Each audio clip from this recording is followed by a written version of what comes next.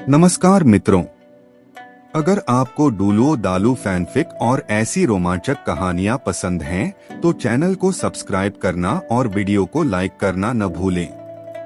अब बिना समय बर्बाद किए शुरू करते हैं। अध्याय 4 होली सिल्वर विलेज भाग 2। उसी समय दूर से किसी की आवाज सुनाई दी, जियाओ तियान, जियाओ तियान। खेतों के बीच गूंजती हुई वह आवाज सुनकर यूतियान अपने विचारों से बाहर आया। उसने सिर उठाकर आवाज की दिशा में देखा। गांव की पगडंडी पर एक मध्यम आयु का व्यक्ति तेजी से उसकी ओर आता दिखाई दे रहा था। उसके चेहरे पर वर्षों की मेहनत के निशान स्पष्ट दिखाई देते थे, लेकिन उसकी आंखों में एक सच्चे नेता की गर्मजोशी और अपनापन मौजूद था। वह होली सिल्वर विलेज का मुखिया सुचेन था। कुछ ही क्षणों में सुचेन उसके सामने पहुंच गया। उसने पहले यूतियान को ऊपर से नीचे तक देखा, फिर हल्की सांस छोड़ते हुए कहा, तो तुम यहाँ हो? मैं पूरे गांव में तुम्हें ढूंढ रहा था। यूतियान ने अपने हाथों से मिट्टी झाड़ी और हल्के आश्चर्य के साथ पूछा, मुखिया जी, कोई जरूरी बात है क्या? यह सुनते ही सुचेन के चेहरे पर अजीब सा भाव उभर आया। उसने कुछ क्षण यूतियान को देखा, फिर मुस्कुराते हुए कहा, जरूरी? आज आत्मा जागरण समारोह है। क्या तुम सच में भूल गए? यह सुनते ही यूतियान कुछ क्षणों के लिए स्तब्ध रह गया। उसके चेहरे पर स्पष्ट आश्चर्य दिखाई देने लगा।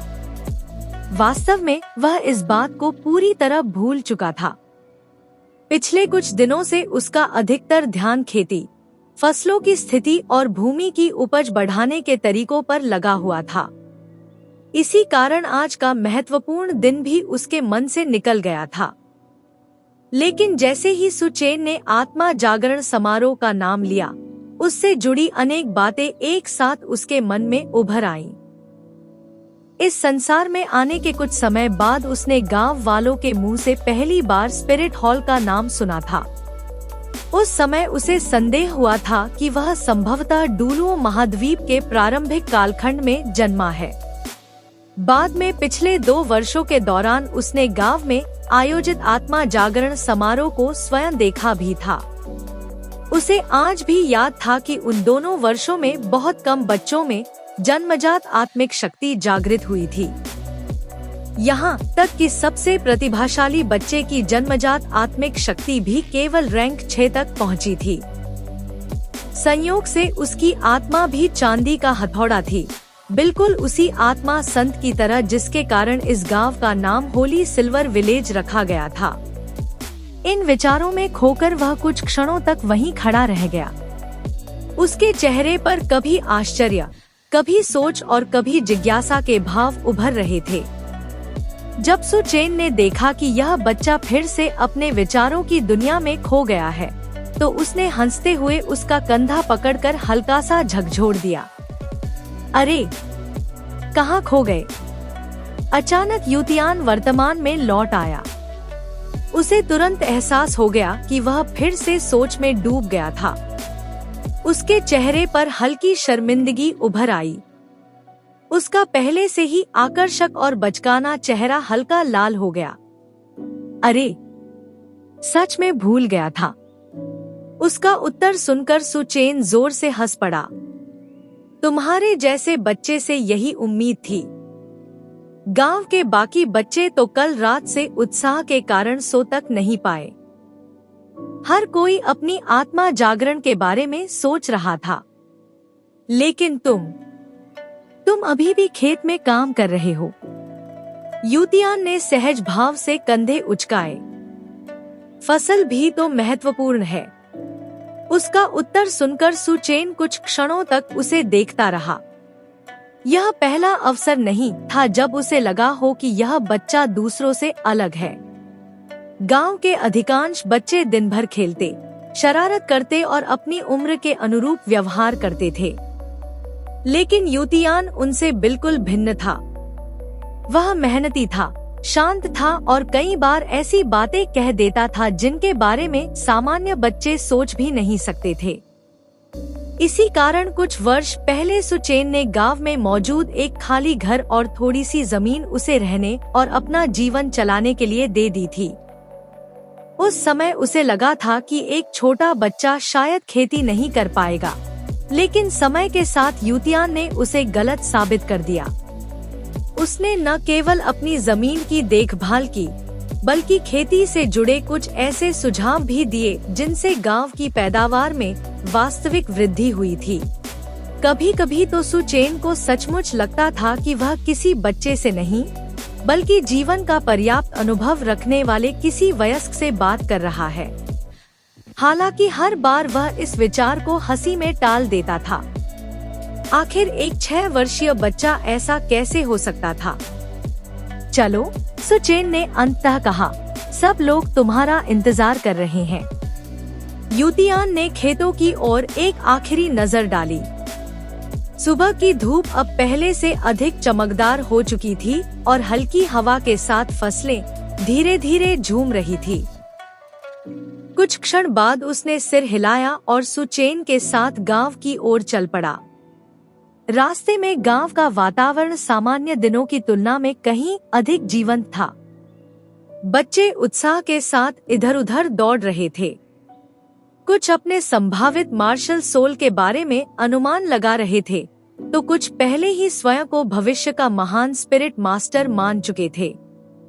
दूसरी ओर कई माता पिता अपने बच्चों के उज्जवल भविष्य की कल्पनाओं में खोए हुए थे। उनके चेहरों पर आशा, उत्साह और चिंता तीनों भाव एक साथ दिखाई दे रहे थे। यूतियान शांतिपूर्वक उनके बीच से गुजरता रहा। उसके भीतर भी हल्का तनाव था, लेकिन उससे कहीं अधिक जिज्ञासा थी। आखिर चाहे कोई कितना भी शांत स्वभाव का क्यों न हो, जब उसके जीवन का एक महत्वपूर्ण मोड़ उसके सामने आने वाला हो, तब पूरी तरह निश्चिंत रहना कठिन होता है। कुछ ही समय बाद उसकी मार्शल सोल जागृत होने वाली थी और उसके साथ ही यह भी स्पष्ट हो जाएगा कि इस संसार में उसका भविष्य किस दिशा में आगे बढ़ेगा। इस संसार में आने के बाद उसने गांव में उपलब्ध लगभग सभी पुस्तकें पढ़ डाली थी। उन पुस्तकों और गांव वालों की बातचीत से उसने एक महत्वपूर्ण बात समझी थी। इस संसार में रक्तवंश का महत्व अत्यंत अधिक था। अधिकांश मार्शल सोल माता पिता से विरासत में प्राप्त होती थी। दूसरे शब्दों में कहें तो किसी व्यक्ति की क्षमता, उसकी संभावनाएं और उसका भविष्य काफी हद तक उसके रक्तवंश पर निर्भर करता था। यदि पृथ्वी पर किसी व्यक्ति का सामाजिक स्तर उसके परिवार की आर्थिक, राजनीतिक और सामाजिक स्थिति से निर्धारित होता था, तो डुलुओ महाद्वीप में स्थिति पूरी तरह अलग थी। यहाँ किसी व्यक्ति का मूल्य उसकी मार्शल सोल द्वारा निर्धारित किया जाता था। एक शक्तिशाली मार्शल सोल किसी साधारण व्यक्ति को भी महान ऊंचाइयों तक पहुंचा सकती थी, जबकि एक साधारण मार्शल सोल अक्सर किसी व्यक्ति के विकास की सीमा पहले ही तय कर देती थी। यही कारण था कि आत्मा जागरण समारोह को इतना महत्व दिया जाता था, क्योंकि कई बार किसी व्यक्ति का भाग्य इसी एक दिन में बदल जाता था।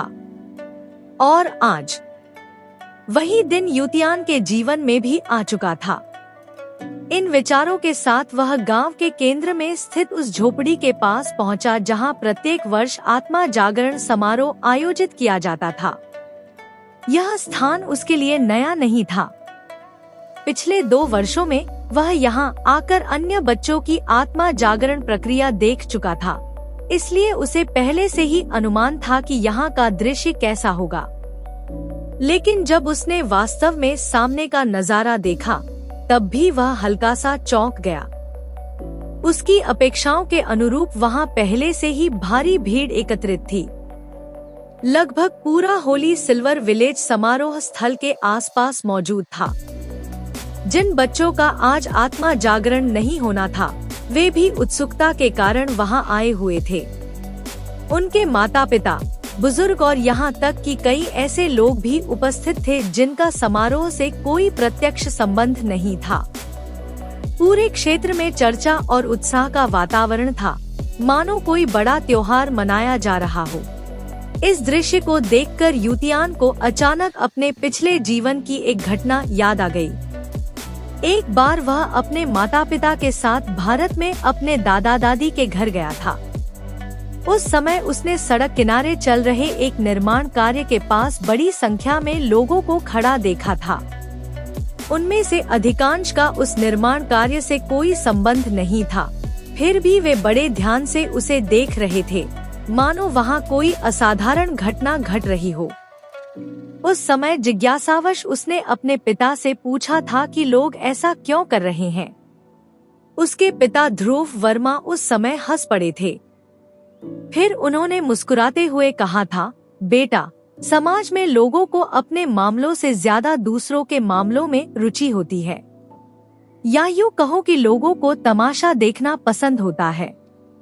उस समय वह इस बात का वास्तविक अर्थ पूरी तरह नहीं समझ पाया था, लेकिन आज अपने सामने एकत्रित इस भीड़ को देखकर उसे लगा कि उसके पिता की बात बिल्कुल सही थी। चाहे पृथ्वी हो या डुलुओ महाद्वीप, मानव स्वभाव शायद हर जगह एक जैसा ही रहता है। उसके होंठ पर अनायास हल्की मुस्कान उभर आई।